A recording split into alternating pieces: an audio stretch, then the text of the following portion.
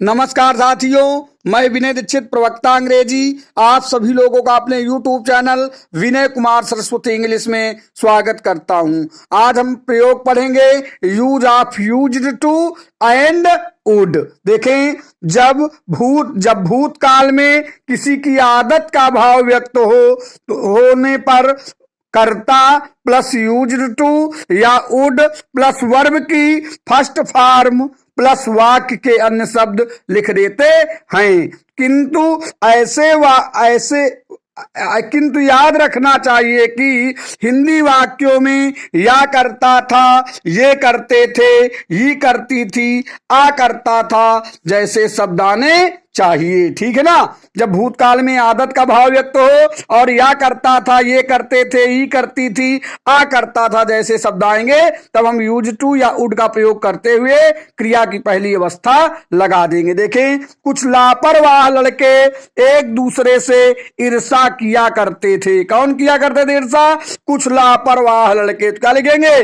कुछ इंग्लिश सम लापरवाह, केयरलेस लड़के, बॉयज इसके बाद क्या लगाएंगे? वुड लगा दीजिए, चाहे यूज टू लगा दीजिए। वुड इसके बाद क्या लगाएंगे? ईर्ष्या करना। इनवी किससे? One another. Some careless boys would envy one another. अगला वाक्य देखें, हम पैदल टोपी पहनकर अपने दोस्तों के साथ गंगा नहाने जाया करते थे। कौन जाया करते थे? हम। तो वी यूज टू गो कैसे? ऑन फुट विथ कैप्स, टोपी के साथ, किसके साथ? With our friends. कैसे? काहे के बारे? To bath in the Ganga. We use to go on foot with caps with our friends to bath in the Ganga. हम पैदल टोपी पहनकर अपने दोस्तों के साथ गंगा नहाने जाया करते थे। अब देखें, use of can not help. Can not help का प्रयोग जब हिंदी वाक्यों के अंत में कोई क्रिया दी हो, प्लस के या ए क्रिया में दिया हो, प्लस के बिना नहीं रह सकता जैसे वाक्य की बनावट हो, तो वहां पर अनुवाद करते समय क्या करेंगे? कर्ता plus can not help plus verb की फर्स्ट फॉर्म प्लस आईएनजी, मतलब वर्ब की फर्स्ट फॉर्म में आईएनजी प्लस अदर वर्ड अन्य शब्द लिख देते हैं। कैसे बनाएंगे? वह अंग्रेजी बोले बिना नहीं रह सकता। देखो, ए बिना, ला में एक ही मात्रा है, ए बिना नहीं रह सकता। कर्ता निकालेंगे, कौन नहीं रह सकता? वह। तो क्या लिखेंगे? ही। इसके बाद क्या लिखेंगे? कैन नॉट हेल्प बोलना इंग्लिश, स्पीक में आईएनजी लगा देंगे, speaking English. He can not help speaking English. अगला वाक्य देखेंगे, हम अटल जी को याद किए बिना नहीं रह सकते। देखो, याद करना ए लिखा इसमें और नहीं रह सकता हम जान गए, कैन नॉट हेल्प का प्रयोग है। कैसे बनाएंगे वाक्य को? कौन नहीं रह सकता? हम। क्या लिखेंगे? We can not help. इसके बाद याद करने की English remembering Atal ji. We can not help remembering Atal ji. अब अगला वाक्य को देखें, use of could not help का प्रयोग जब भूतकाल में के ए बिना नहीं रह सका, मतलब क्रिया में दिया होगा के या ए लिखा होगा, के बिना नहीं रह सका,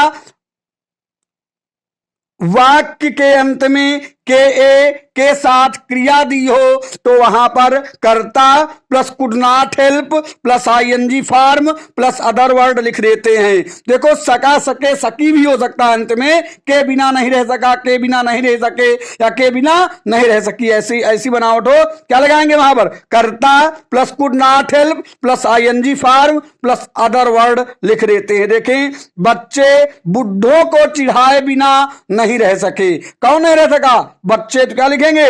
द चिल्ड्रेन। इसके बाद क्या लिखेंगे? Could not help. किसे? कुड नॉट हेल्प चिढ़ाना की इंग्लिश टीज में ING, teasing the old. The children could not help teasing the old. अगला वाक्य देखेंगे, कुत्ते भौंके बिना नहीं रह सके। कौन नहीं रह सका? कुत्ते। तो क्या लिखेंगे? डॉग्स। इसके बाद क्या लिखेंगे? Could not help. इसके बाद भौंकना की इंग्लिश बार्क में क्या लगा देंगे? ING, barking. Dogs could not help barking. अब हम देखेंगे हाउ टू का प्रयोग। देखें, जब वाक्य की बनावट कर्ता प्लस कोई संज्ञा या क्रिया प्लस कोई क्रिया दिया है प्लस नहीं जानता जैसे शब्द आए, तो वहां पर ट्रांसलेशन करते समय कर्ता plus no plus how to plus verb की फर्स्ट फॉर्म प्लस वाक्य के अन्य शब्द लिख देते हैं। मतलब देखो पहले टेंस का प्रयोग कर देंगे जिस टेंस में होगा, इसके बाद नो हाउ टू का आगे प्रयोग करेंगे। देखें, मैं साइकिल चलाना नहीं जानता। कौन नहीं जानता? मैं। तो क्या लिखेंगे? आई। अब देखो नहीं जानता, इंडेफिनिट टेंस में बनाएंगे आई डू नॉट नो। इसके बाद क्या लिखेंगे? How to drive bicycle. I do not know how to drive bicycle. अगला वाक्य देखेंगे, वह किताब पढ़ना नहीं जानती। कौन नहीं जानती? वह। तो क्या लिखेंगे? सी। इसके बाद क्या लिखेंगे? Does not know. इसके बाद क्या लगाएंगे? How to read book. She does not know how to read book. अब देखेंगे use of partly because of का प्रयोग बहुत इंपॉर्टेंट है, समझने का प्रयास करें। जब वाक्य की बनावट कुछ तो प्लस कोई विशेषण प्लस के कारण या चलते प्लस और प्लस कुछ तो प्लस विशेषण या क्रिया प्लस के कारण या चलते प्लस वाक्य का कर्ता प्लस क्रिया जैसी वाक्य की बनावट हो तो वहां पर अनुवाद करते समय देखिए क्या लिखेंगे? पार्सली बिकॉज ऑफ प्लस पहला विशेषण plus and plus partly because of plus दूसरा विशेषण प्लस वाक्य का कर्ता प्लस आए हुए टेंस के अनुसार क्रिया लिख देते हैं। देखिए समझने का प्रयास करें, इंपॉर्टेंट प्रयोग है स्पीकिंग के लिए। देखें, कुछ तो खराब आचरण के कारण और कुछ तो दूसरों को मार डालने के कारण आसाराम जेल गए। अब देखो कुछ तो की इंग्लिश क्या लिखेंगे? पहले पार्सली बिकॉज ऑफ खराब आचरण के कारण मतलब bad character, partly because of bad character और इंग्लिश एंड। इसके बाद कुछ तो दूसरों को मार डालने के कारण क्या लिखेंगे? Partly because of murdering others. इसके बाद देखिए आगे क्या बचा वाक्य में? आसाराम जेल गए। पास्ट इंडेफिनिट टेंस क्या हो जाएगा? Asaram went to the gaol. Gaol माने भी जेल होता है, GAOL, ठीक है ना? जेल भी JAIL भी आप लिख सकते हैं। अब देखें, कुछ तो बेशर्मी के कारण और कुछ तो समाज में अपनी बेइज्जती के कारण उसने अपने आप को लटका लिया। देखो कुछ तो बेइज्जती के कारण क्या लिखेंगे? पार्सली बिकॉज ऑफ सैमनेस एंड कुछ तो समाज में अपनी बेइज्जती के कारण ये हुआ दूसरा sentence and partly because of insulting publicly. अब क्या लिखेंगे? उसने अपने आप को लटका लिया। किसने लटका लिया? उसने। पास्ट इंडेफिनिट टेंस क्या लिखेंगे? ही हैंज्ड, दूसरी अवस्था में लटकाना, ही हैंज्ड बाय हिमसेल्फ। देखिए अब नाउ का प्रयोग हम पढ़ेंगे, आप लोगों में बहुतों ने नहीं पढ़ा होगा। जब वाक्य की बनावट कभी प्लस कर्ता प्लस क्रिया और प्लस कर्ता प्लस क्रिया जैसा हो। देखिए जब वाक्य की बनावट कर्ता प्लस कभी प्लस क्रिया प्लस और प्लस कभी प्लस कर्ता प्लस क्रिया। देखिए कर्ता सामान्य तौर से दोनों वाक्यों का एक होता है। क्रिया जैसा हो तो वहां पर नाउ प्लस कर्ता प्लस क्रिया की पहली अवस्था बहुवचन आने पर बहुवचनकर्ताओं के साथ या उसके अंत में एस या ईएस एक वचनकर्ताओं के साथ प्लस क्रिया की पहली अवस्था मतलब बहुवचनकर्ताओं के साथ क्रिया की पहली अवस्था एक वचनकर्ताओं के साथ क्रिया की पहली अवस्था के अंत में एस या ES plus and plus now plus फिर कर्ता प्लस दूसरे वाक्य की पहली अवस्था या दूसरे वाक्य की क्रिया के अंत में एस या एस। मतलब जब बहुवचन करता हो इंडेफिनिट टेंस में हो तो क्रिया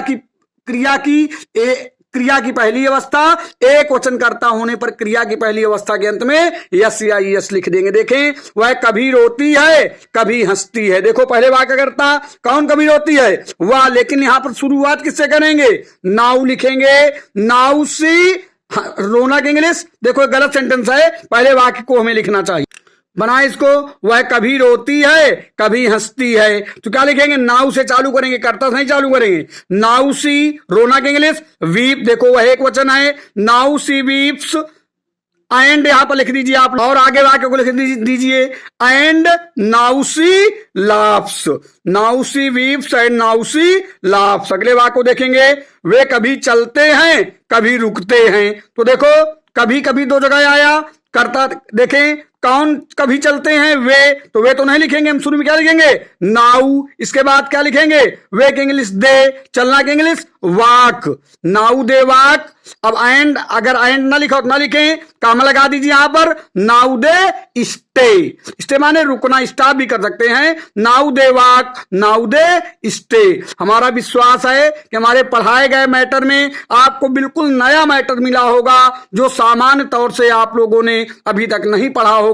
इसलिए आप लोगों से निवेदन है कि इसी क्रम को आगे बढ़ाए रखने के लिए कृपया चैनल को सब्सक्राइब करें, शेयर करें, कमेंट करें। अगर कोई भूलवश कोई गलती हो गई हो तो उसको भी इंडिकेट करें। इसी के साथ मैं विनय दीक्षित, प्रवक्ता अंग्रेजी, आप सभी लोगों से अगले वीडियो तक विदा लेता हूं। तब तक के लिए नमस्कार।